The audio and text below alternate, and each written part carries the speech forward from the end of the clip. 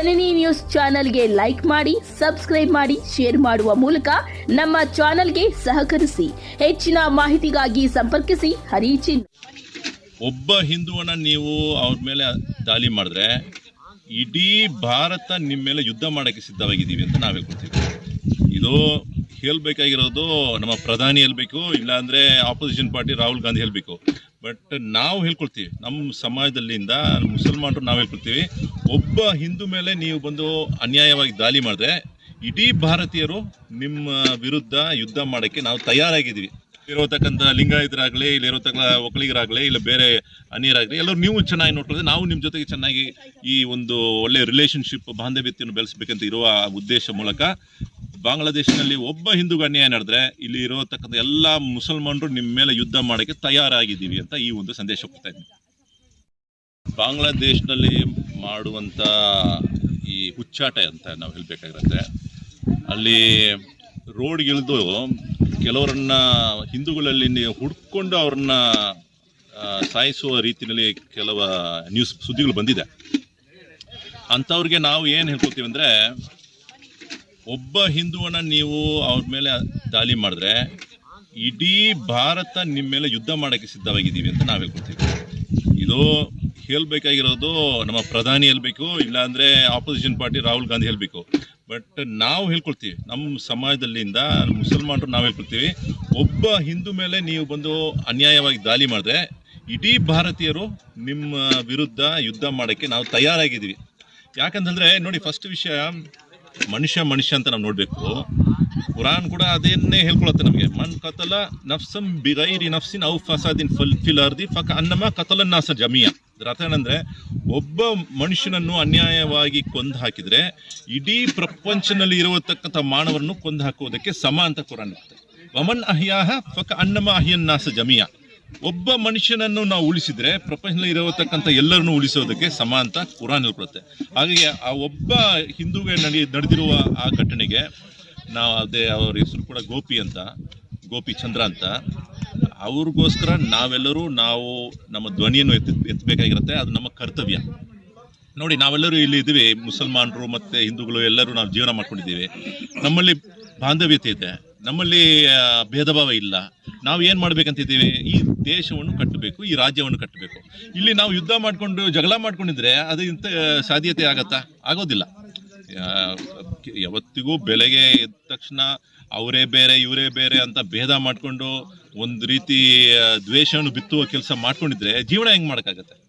ಜೀವನ ಸಾಗೋಕ್ಕೆ ಸಾಧ್ಯನೇ ಇಲ್ಲ. ಸೊ ಹಾಗಾಗಿ ಮನುಷ್ಯರಲ್ಲಿ ನಾವು ಬೇಡ್ಕೊಳ್ಳೋದೇನೆಂದರೆ, ಬಾಂಗ್ಲಾದೇಶಿಯವರಿಗೆ, ಅವ್ರ ಕನ್ನಡ ಅಂತೂ ಇವಾಗ ಅರ್ಥ ಆಗಲ್ಲ, ನಾವು ಮಾತಾಡೋದು ನೀವು ಸಬ್ ಟೈಟಲ್ಸ್ ಕೆಳಗೆ ಹಾಕೊಂಡ್ರೆ ನೀವು ನಮ್ಮ ಜನರಿಗೋಸ್ಕರ ಒಂದು ಸಂದೇಶ ಹೋಗುತ್ತೆ. ಯಾಕಂದ್ರೆ ನಾವೆಲ್ಲ ಒಗ್ಗಟ್ಟಾಗಿದ್ದೀವಿ ಅಂತ. ನೀವು ನಮ್ಮನ್ನು ಚೆನ್ನಾಗಿ ನೋಡ್ಕೊಳ್ತಿದ್ದೀರಾ. ನೋಡಿ, ಇವತ್ತು ನಾವು ಮೈನಾರಿಟಿ ಆಗಿದ್ದೀವಿ, ಆದರೆ ಕರ್ನಾಟಕದಲ್ಲಿ ನಾವು ಮೆಜಾರಿಟಿ ಆಗ್ಬಿಟ್ಟಿದ್ವಿ. ಅದೊಂದು ರಿಪೋರ್ಟ್ ಇದೆ ಇವಾಗ ನೋಡಿ. ಮುಸಲ್ಮಾನರು ಕರ್ನಾಟಕದಲ್ಲಿ ಸುಮಾರು 75 ಲಕ್ಷದಿಂದ 1 ಕೋಟಿವರೆಗಿದ್ದಾರೆ ಅಂತ. ಸೊ ಹಾಗಾಗಿ ಅಷ್ಟು ಚೆನ್ನಾಗಿ ನೀವು ನೋಡ್ಕೊಳ್ತಿದ್ದೀರಾ ನಮ್ಮನ್ನು. ಇಲ್ಲಿರೋತಕ್ಕಂಥ ಲಿಂಗಾಯತರಾಗಲಿ, ಇಲ್ಲಿರೋತಕ್ಕ ಒಕ್ಕಲಿಗರಾಗಲಿ, ಇಲ್ಲ ಬೇರೆ ಅನ್ಯರಾಗಲಿ, ಎಲ್ಲರೂ ನೀವು ಚೆನ್ನಾಗಿ ನೋಡ್ಕೊಳ್ಳೋದು, ನಾವು ನಿಮ್ಮ ಜೊತೆಗೆ ಚೆನ್ನಾಗಿ ಈ ಒಂದು ಒಳ್ಳೆ ರಿಲೇಷನ್ಶಿಪ್ ಬಾಂಧವ್ಯತೆಯನ್ನು ಬೆಳೆಸಬೇಕಂತ ಇರುವ ಉದ್ದೇಶ ಮೂಲಕ ಬಾಂಗ್ಲಾದೇಶನಲ್ಲಿ ಒಬ್ಬ ಹಿಂದೂಗೆ ಅನ್ಯಾಯ ನಡೆದ್ರೆ ಇಲ್ಲಿ ಇರೋತಕ್ಕಂಥ ಎಲ್ಲ ಮುಸಲ್ಮಾನರು ನಿಮ್ಮ ಮೇಲೆ ಯುದ್ಧ ಮಾಡೋಕ್ಕೆ ತಯಾರಾಗಿದ್ದೀವಿ ಅಂತ ಈ ಒಂದು ಸಂದೇಶ ಕೊಡ್ತಾ ಇದ್ದೀನಿ. ನೀವು ಕೇಳಿದ್ದು ಒಳ್ಳೆ ಪ್ರಶ್ನೆ. ಭಾರತದಲ್ಲಿ ಇರತಕ್ಕಂಥ ಈ ಸಂಜೋತ, ಈ ಒಳ್ಳೆಯ ವಾತಾವರಣ ಯಾಕೆ ಅಲ್ಲಿಲ್ಲ ಅಂತ. ನೋಡಿ, ಅಲ್ಲಿ ನಡೆದಿರೋದು ಘಟನೆ ಏನಂದರೆ, ಅಲ್ಲಿರೋರು ಕೂಡ ಮನುಷ್ಯರಿದ್ದಾರೆ, ಅಂದರೆ ಒಳ್ಳೆಯವರು ಇದ್ದಾರೆ. ಏನಂದರೆ, ಒಬ್ಬ ತಪ್ಪು ಕೆಲಸ ಮಾಡಿದ ತಕ್ಷಣ ನಮ್ಗೇನಾಗ್ಬಿಡುತ್ತೆ, ಆ ಸಂದೇಶ ಬೇರೆ ರೀತಿಯೇ ಹೋಗುತ್ತೆ. ಇಲ್ಲಿ ಕೂಡ ನಡೆಯುತ್ತೆ. ಎಲ್ಲೊಂದು ಕಡೆ ಒಬ್ಬ ಗೋಮಾಂಸ ಮಾರಾಟ ಮಾಡ್ತಾ ಇದ್ದಾನೆ ಅಂತ ಅಂದ್ಕೊಂಡ್ರೆ ಅವನನ್ನು ಸಾಯಿಸುವ ಕೆಲಸ ಇಲ್ಲೂ ಕೂಡ ಮಾಡ್ತಾ ಇದ್ದಾರೆ ಕೆಲವು ಜಾಗದಲ್ಲಿ. ಅವ್ರು ಮಾಡೋದು ಅದು ತಪ್ಪು ಕೆಲಸ. ಆ ಒಬ್ಬ ಮಾಡೋ ತಪ್ಪು ಕೆಲಸಕ್ಕೋಸ್ಕರ ಇಲ್ಲಿರೋರು ಎಲ್ಲರೂ ಹಿಂದೂಗಳು ನಮ್ಮ ವಿರುದ್ಧ ಇದ್ದಾರೆ ಅಂತ ಆ ಒಂದು ಭಾವನೆ ಬರೋದು ಕೂಡ ತಪ್ಪು. ನೋಡಿ, ಕೆಲವರು ಹೇಳ್ಕೊಳ್ತಾರೆ, ಯಾಕ್ರಿ ನೀವು ಜೈ ಶ್ರೀರಾಮ್ ಅಂತ ಹೇಳಲ್ಲ ಅಂತ ನಮ್ಮ ಹತ್ರ ಬಂದು ಕೇಳ್ಕೊತಾರೆ. ಇದು ಎಲ್ಲ ಬರುತ್ತಲ್ಲ. ಸೊ ಕೆಲವ್ರನ್ನ ರೋಡ್ನಲ್ಲಿ ಹಿಡ್ಬಿಟ್ಟು ಹೊಡೆದು ಬಡ್ದು ಜೈ ಶ್ರೀರಾಮ್ ಅಂತ ಹೇಳುವಂತ. ಈಗ ನಾನು ಹೇಳ್ಕೊಳ್ತಾರೆ, ನಾನು ಬೆಳೆದಿರೋದೆಲ್ಲ ಒಂದು ಸ್ಕೂಲ್ನಲ್ಲಿ ಓದುವಾಗ ಅಲ್ಲಿ ಜೀಸಸ್ ಬಗ್ಗೆ ಕೂಡ ನಮ್ಗೆ ಗೊತ್ತಿದೆ, ರಾಮನ್ ಬಗ್ಗೆ ಕೂಡ ನಮ್ಗೆ ಗೊತ್ತಿದೆ, ಉತ್ತಮ ಪುರುಷ, ಮರ್ಯಾದೆ ಪುರುಷ ಅಂತ ನಮಗೆಲ್ಲ ಗೊತ್ತಿದೆ. ಇವಾಗ ಜೈ ಶ್ರೀರಾಮ್ ಅಂದರೆ ಏನರ್ಥ? ರಾಮನಿಗೆ ವಿಜಯತೆ ಆಗಲಿ ಅಂತ ಅಲ್ಲ. ಇವಾಗ ನಾನು ಮೊನ್ನೆ ಒಂದು ಹೇಳಿದೆ, ನಾನು ಜೈ ಶ್ರೀ ರಜನಿಕಾಂತ್ ಹೇಳಿದ್ರೆ ನಿಮ್ಗೇನು ತೊಂದರೆ ಆಗುತ್ತಾ ಅಂತ. ರಜನಿಕಾಂತ್ ಮೂವಿ ಚೆನ್ನಾಗಿ ಓಡಬೇಕಂದ್ರೆ ನಾನು ಜೈ ಶ್ರೀ ರಜನಿಕಾಂತ್ ಅಂತ ಹೇಳ್ತೀನಿ. ಪೆರಿಯಾರ್ ಸಿದ್ಧಾಂತ ನನಗೆ ಇಷ್ಟ ಅಂದರೆ ಜೈ ಶ್ರೀ ಪೆರಿಯಾರ್ ಅಂತ ಹೇಳ್ಕೊತೀನಿ, ಇಲ್ಲ ಜೈ ಶ್ರೀ ಬಸವಣ್ಣ ಅಂತ ಹೇಳ್ಕೊತೀನಿ, ಇಲ್ಲ ಜೈ ಶ್ರೀ ನರೇಂದ್ರ ಮೋದಿ ಅಂತ ಹೇಳ್ಬೋದು, ಜೈ ಶ್ರೀ ರಾಹುಲ್ ಗಾಂಧಿ ಅಂತ ಹೇಳ್ಬೋದು.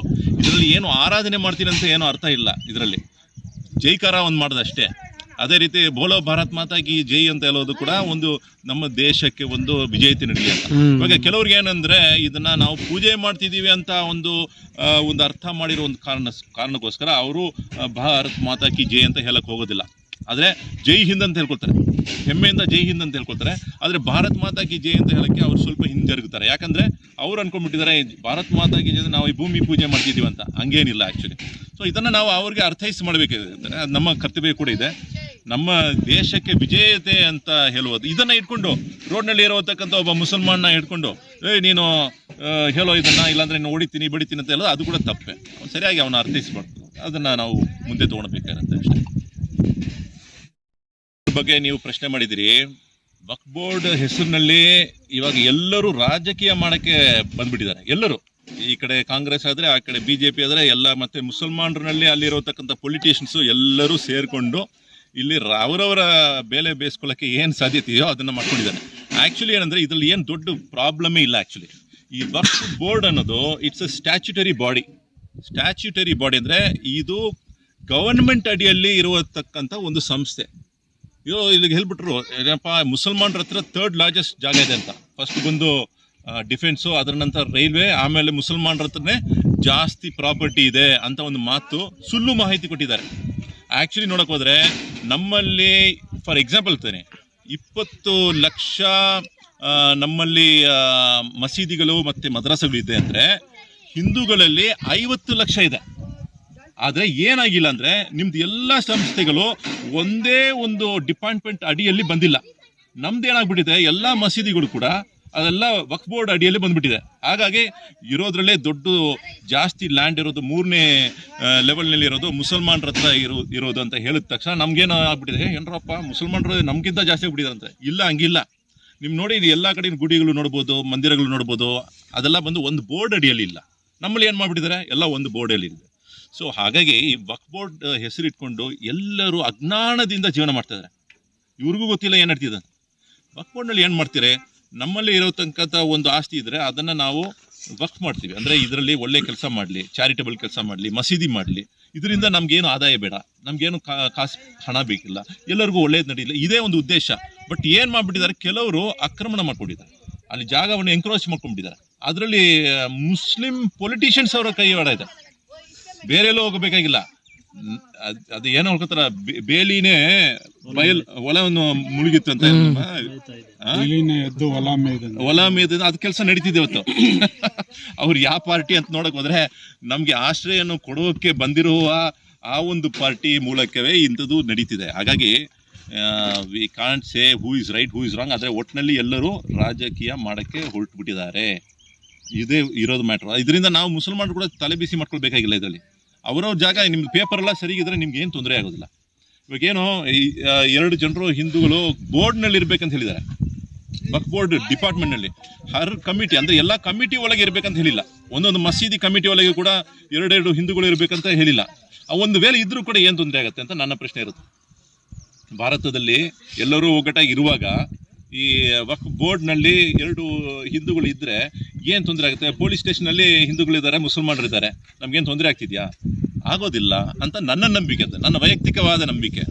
ಕೆಲವರು ಅದಕ್ಕೆ ಒಪ್ಪಿಗೆ ಕೊಡ್ಬೋದು, ಒಪ್ಪಿಗೆ ಕೊಡದೇ ಇರ್ಬೋದು. ನಾವು ಇದನ್ನು ದೊಡ್ಡದು ಮಾಡಬೇಕಾಗಿಲ್ಲ ಅಂತ ನನ್ನ ಅಭಿಪ್ರಾಯ ಇರುತ್ತೆ. This all very simple matter. ಈಸಿಯಾಗಿ ಅದನ್ನು ಮುಂದೆ ಇದೆಲ್ಲ ನೋಡಿಬಿಟ್ಟು ನಾವು ಮುಂದೆ ಎಲ್ಲೋ ದಾರಿ ಹೋಗ್ಬೇಕು. ನಮ್ಮ ದಾರಿ ಇನ್ನೂ ಮುಂದೆ ಎಲ್ಲೋ ಇದೆ. ನಾವು ಮಾಡಬೇಕಾಗಿರೋ ಎಷ್ಟೋ ಸಾಧನೆಗಳು ಏನೇನೋ ಮಾಡಬೇಕಾಗಿದೆ. ಇಲ್ಲೇ ನಿಂತ್ಕೊಂಡ್ಬಿಟ್ರೆ ನಾವು ಸಾಧನೆ ಮಾಡೋಕ್ಕಾಗೋದಿಲ್ಲ. ಅದು ನಾನು ಮಾತಾಗಿಲ್ಲ. ಬೇರೆ ಇದೆ, ತನಿಸಂದ್ರ ಅದು ಬೇರೆ ಇದೆ. ಕೋಗಿಲ್ದು ಮಾತ್ರ ಮಾತಾಡೋಣ. ನೋಡಿ, ಕೋಗಿಲು ಲೇಔಟ್ನಲ್ಲಿ ಏನಾಗ್ಬಿಟ್ಟಿದೆ, ಅವರು ನೋಟಿಸ್ ಅಂತೂ ಕೊಟ್ಟಿದ್ದಾರಂತೆ. ಕೆಲವರು ಹೇಳ್ತಾರೆ ನೋಟಿಸ್ ಸಿಕ್ಕಿಲ್ಲ, ಅವ್ರೇನೋ ಬಂದ್ಬಿಟ್ಟು ಅಲ್ಲಿ ಬಂದು ಧ್ವಂಸ ಮಾಡಿಬಿಟ್ರು ಅಂತ ಒಂದು ಮಾತಿದೆ. ಬಟ್ ಅದು ಕಾನೂನು ಮೂಲಕ ನಾವು ಕೋರ್ಟ್ನಲ್ಲಿ ಪ್ರೊಡ್ಯೂಸ್ ಮಾಡಬೇಕಾಗಿರೋದು. ಒಟ್ಟಿನಲ್ಲಿ ಇವಾಗ ಅಲ್ಲಿ ಒಂದು ವೇಳೆ ಆಕ್ರಮಣ ಮೂಲಕ ಅಂದರೆ ಅಲ್ಲಿ ಎಂಕ್ರೋಚ್ ಮೂಲಕ ಅವ್ರು ಮನೆ ಮಾಡ್ಕೊಂಡಿದ್ರೆ ಅದನ್ನ ಕಾನೂನಡಿಯಲ್ಲಿ ಅದನ್ನ ಧ್ವಂಸ ಮಾಡಿದ್ರೆ ಅದು ಕಾನೂನು ತನ್ನ ಕೆಲಸವನ್ನು ಮಾಡ್ತಿದೆ ಅಂತಾನೆ ಅರ್ಥ ಆಗತ್ತೆ. ಇವಾಗ ಅವ್ರಿಗೆ ಮನೆ ಕೊಡಬೇಕಂತ ಹೇಳಿದ್ರೆ, ಉದಾಹರಣೆಗೆ ನಾನೊಂದು ಖಾಲಿ ಜಾಗ ಗೌರ್ಮೆಂಟ್ ಜಾಗದಲ್ಲಿ ಹೋಗಿ ಮನೆ ಮಾಡ್ಕೊಂಡ್ಬಿಟ್ಟಿದ್ದೀನಿ, ನನ್ನ ಹತ್ರ ಏನು ಪತ್ರ ಇಲ್ಲ ಏನಿಲ್ಲ. ಒಂದಿನ 5 ವರ್ಷ ನಂತರ ಅದನ್ನ ಧ್ವಂಸ ಮಾಡಿಬಿಟ್ರೆ, ಇವತ್ತಿಗೆ ನೀವು ಯಾರಿಗಾದ್ರು ಮನೆ ಮಾಡಿ ಕೊಟ್ಬಿಟ್ರೆ ನಾಳೆ ದಿನ ಬೇರೊಬ್ರು ಬಂದು ಕೇಳ್ತಾರೆ, ನಮಗೂ ಮನೆ ಕೊಡಿರಿ. ಯಾರು ಬೇಕಂದ್ರೂ ಏನು ಲ್ಯಾಂಡ್ ತೊಗೊಳ್ದೆ ಅವ್ರು ಹೋಗಿ ಆಕ್ರಮಣ ಮಾಡ್ಕೊಂಡ್ಬಿಟ್ಟು 5 ವರ್ಷ ನಂತರ ಅವ್ರಿಗೆ ಮನೆ ಸಿಗ್ಬೇಕಾದ್ರೆ ಎಲ್ಲರೂ ಮಾಡ್ಬೋದಲ್ಲ. ಬಟ್ ಅದು ಒಂದು ರಾಂಗ್ ಪ್ರೆಸಿಡೆಂಟ್ ಆಗುತ್ತೆ. ಸೊ ಹಾಗಾಗಿ ನಾನು ಮುಸ್ಲಿಮೇತರಂತ ನೋಡ್ತಿಲ್ಲ, ಈ ವಿಷಯದಲ್ಲಿ ನ್ಯಾಯ ಅಂತ ನೋಡಬೇಕು. ಇಂತಹ ಒಂದು ಪದ್ಧತಿ ನಾವು ಶುರು ಮಾಡಿದ್ರೆ ನಮ್ಮ ರಾಜ್ಯಕ್ಕೆ ಲಾಸ್ ಆಗತ್ತೆ, ಅಂದರೆ ನಮ್ಮ ರಾಜ್ಯಕ್ಕೆ ಏನು ಒಳಿತಾಗೋದಿಲ್ಲ, ಕೆಡುಕೆ ನಡೆಯುತ್ತೆ. ಸೊ ಹಾಗಾಗಿ ಅವ್ರಿಗೆ ಏನು ಮಾಡ್ಬೇಕಂದ್ರೆ ಅವ್ರಿಗೆ ಸಹಾಯ ಮಾಡಿ, ಬೇರೆ ಒಂದು ರೂಟ್ ಮೂಲಕ ಅವ್ರಿಗೆ ಮನೆ ಮಾಡಿಕೊಡ್ಬೇಕಾ, ಗೌರ್ಮೆಂಟ್ನಲ್ಲಿ ಅದಕ್ಕಂತ ಒಂದು ವ್ಯವಸ್ಥೆ ಇದೆಯಾ, ಅದಕ್ಕೆ ಒಂದು ಅಮೌಂಟ್ ಅವ್ರ ಅಪ್ಲಿಕೇಶನ್ ಫಾರ್ಮ್ ಮಾಡಿಬಿಟ್ಟು ಅದಕ್ಕೊಂದು ಅಮೌಂಟ್ ಕಟ್ಟಲಿ, ಅದರ ನಂತರ ನೀವು ಗೌರ್ಮೆಂಟ್ ಮೂಲಕ ಬೇರೆ ಜಾಗ ಕೊಡಿ.